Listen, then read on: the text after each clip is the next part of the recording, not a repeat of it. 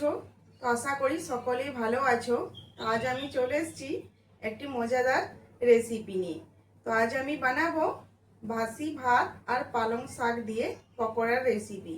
তো এখন তো শীতকাল, বাড়িতে সকলেরই পালং শাক থাকবে। আর ভাত তো আমরা প্রতিদিনই রান্না করি, অল্প করে ভাত তোমাদের প্রতিদিনই বেঁচে যায়। তো ওগুলো দিয়েই আজ আমি একটি মজাদার রেসিপি করব। তো রেসিপিটি পুরোটা দেখতে থাকো। যদি রেসিপিটি ভালো লেগে থাকে তো অবশ্যই আমার চ্যানেলটি সাবস্ক্রাইব করে আমার পাশে থাকো। তো চলো রান্নাটা শুরু করি।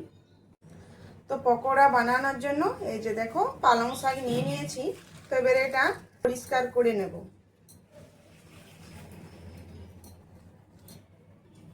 তো পালং শাকগুলো এই যে দেখো বেছে নিয়েছি, এবারে এগুলো ধুয়ে কেটে নেব।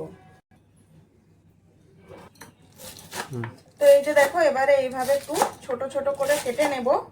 তো পালং শাকের যে ডাঁটিটা রয়েছে পেছন দিকে, তো এটা কিন্তু নিয়ে নেব। এটা দিলে একটু ভালো লাগবে খেতে। তো পালং শাকটা কিন্তু একদমই কচি, দেখতে পাচ্ছ একদমই টাটকা। তো এটা এইভাবে একটু ছোট ছোট টুকরো করে কেটে নেব।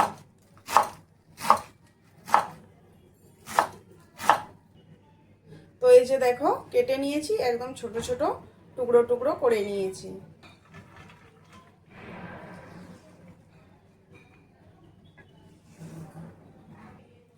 তো পকোড়াতে দেওয়ার জন্য নিয়ে নিয়েছি এখানে আমি একটা পেঁয়াজ, কাঁচা লঙ্কা, আদা, রসুন আর ধনে পাতা। তো এবারে এগুলো একটু কেটে নেব।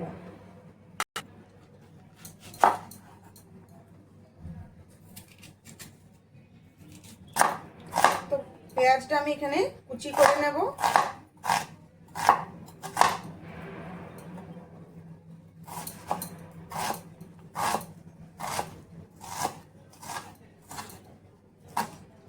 তো কাঁচা লঙ্কাটা কুচি করে নেব।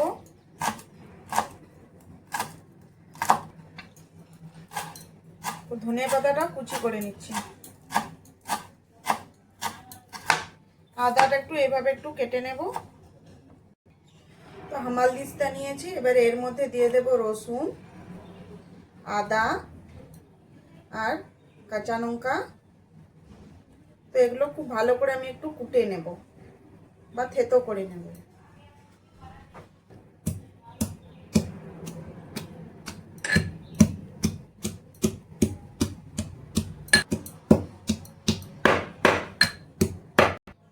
তো এর মধ্যে ধনে পাতাটাও দিয়ে দেব। ধনে পাতাটা দিয়ে খুব ভালো করে কিন্তু থেতো করে নেব। তো এই যে দেখো আমি নিয়ে নিয়েছি এখানে বাসি ভাত। তো এবারে ভাতটা আমি খুব ভালো করে হাত দিয়ে একটু চটকে নেব।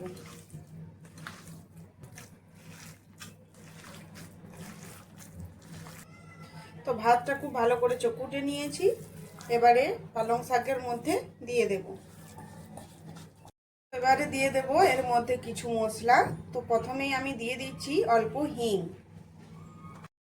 তো এবারে দিয়ে দেবো এই যে হাফ চামচ গোটা জিরে, অল্প হলুদের গুঁড়ো, ঝাল লঙ্কার গুঁড়ো দিয়ে দেব, ধনে গুঁড়ো দিয়ে দেব, গোলমরিচের গুঁড়ো, গরম মশলা গুঁড়ো, কাশ্মীরি লঙ্কার গুঁড়ো আর দিয়ে দেব স্বাদ অনুযায়ী নুন। এবারে দিয়ে দেব পেঁয়াজ কুচি।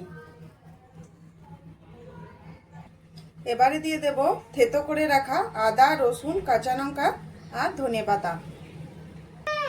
এবারে দিয়ে দেব প্রয়োজন মতো বেসন।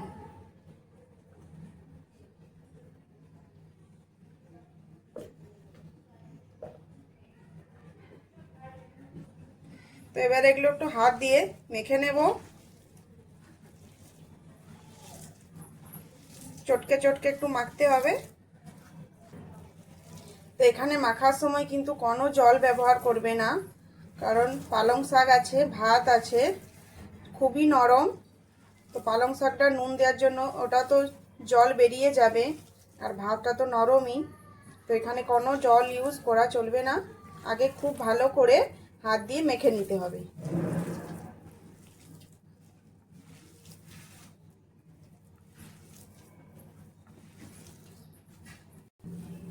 তো বন্ধুরা, আমার রেসিপিগুলি যদি তোমাদের ভালো লেগে থাকে তো অবশ্যই আমার চ্যানেলটি সাবস্ক্রাইব করে আমার পাশে থেকো। আর আমার চ্যানেলে যারা নতুন বন্ধু বা পুরাতন বন্ধু সকলকে জানাই অসংখ্য অসংখ্য ধন্যবাদ আমার রেসিপিগুলি দেখার জন্য। এইভাবে আমার সাথে একটু থেকো আর আমার রেসিপিগুলি দেখে লাইক করো, কমেন্ট করো। ধন্যবাদ, সকলকে জানাই অসংখ্য অসংখ্য ধন্যবাদ। তো এই যে দেখো, আমি সব ভালো করে মেখে নিয়েছি। এবারে এখানে দিয়ে দিচ্ছি আমি অল্প কর্নফ্লাওয়ার। কর্নফ্লাওয়ারটা দিয়ে খুব ভালো করে মেখে নেব। তো এখানে নিয়েছি অল্প খাবার সোডা, তো এটা আমি এখানে দিয়ে দেব। 1 চামচের মতো দিয়ে দেব সরষের তেল। তো সরষের তেল আর খাবার সোডা খুব ভালো করে মিশিয়ে নেব। তো এখানে কর্নফ্লাওয়ার, খাবার সোডা দেওয়া হয়েছে, তো এর জন্য কিন্তু পকোড়াটা খুব মুচমুচে তৈরি হবে। আর এই পকোড়াটা কিন্তু খেতে খুবই ভালো লাগে, একদম মুচমুচে হয় আর মুখরোচক। তো চলো, এই যে দেখো আমি খুব ভালো করে সব কিছু মেখে নিয়েছি। তো এটা আমার পকোড়া ভাজার জন্য একদম রেডি হয়ে গেছে। তবে হ্যাঁ, নুনটা একটু নিজেদের টেস্ট অনুযায়ী দিয়ে দেবে। তো চলো এবারে পকোড়াগুলো গরম গরম করে বানিয়ে নিই। তো পকোড়াটা আমি ভাজতেই যাচ্ছিলাম, তো দেখো এখানে কিন্তু অনেকটা নরম লাগছে। তো এখানে আমি সুজি দিয়ে দেব 2 চামচ। তো চাইলে তোমরা এখানে বেসন বা চালের গুঁড়িও দিতে পারো। তো সুজিটা দিলে আরও মুচমুচে হবে, সেজন্য আমি সুজি ব্যবহার করছি। তো তোমরা চাইলে বেসন ইউজ করতে পারো। তো চলো এবারে এটা ভালো করে একটু মেখে নিই।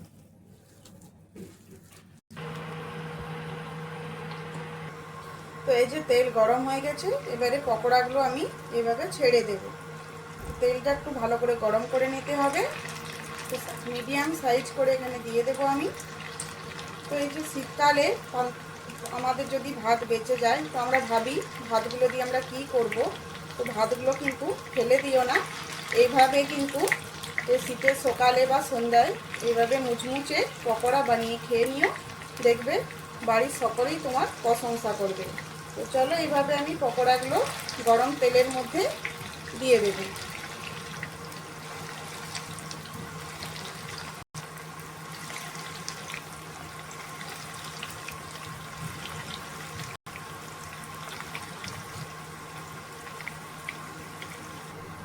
তো মিডিয়াম আছে এগুলো ভেজে নেব, হাই আছে কিন্তু ভাজা চলবে না। হাই আছে ভাজলে এগুলো উপরটা লাল হয়ে যাবে আর ভিতরটা কিন্তু কাঁচা রয়ে যাবে। তো আঁচটা মিডিয়াম রাখে খুব ভালো করে এগুলো মুচমুচে করে ভেজে নেব। তো এই যে দেখো একটা পিঠ হয়ে গেছে। তো এবারে আমি এগুলো উল্টিয়ে নেব ভালো করে একটু।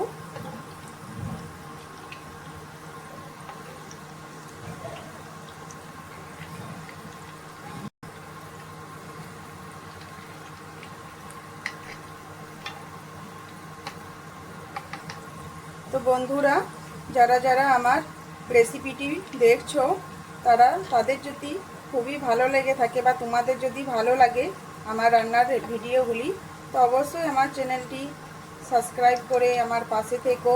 প্লিজ প্লিজ সাবস্ক্রাইব করে আর বেল আইকনটা প্রেস করো। তো এই যে দেখতে পাচ্ছ পকোড়াটা কত সুন্দর একটা কালার এসছে। তো এইভাবে প্রত্যেকটি পকোড়াকে আমি এভাবে উল্টে পাল্টে ভালো করে ভেজে নেব। আর এই কালারটা কিন্তু দেখতে পাচ্ছ গোল্ডেন কালার হয়ে গেছে। তো এইভাবে এই পিঠটা কিন্তু আমি ভেজে নেব, অপর পিঠটা।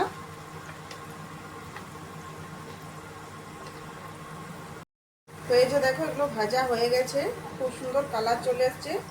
তো এই যে এবার এগুলো নামিয়ে নেব।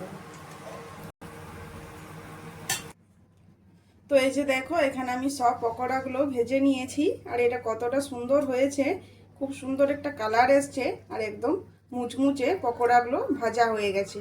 তো আজকের এই রেসিপি কেমন লাগলো অবশ্যই কমেন্ট করে জানাবে। আর যদি ভালো লেগে থাকে তো অবশ্যই চ্যানেলটি সাবস্ক্রাইব করে আমার পাশে থাকবেন। তো ভালো থেকো, সুস্থ থেকো, আরও আসছি এরকম নিত্য নতুন রেসিপি নিয়ে।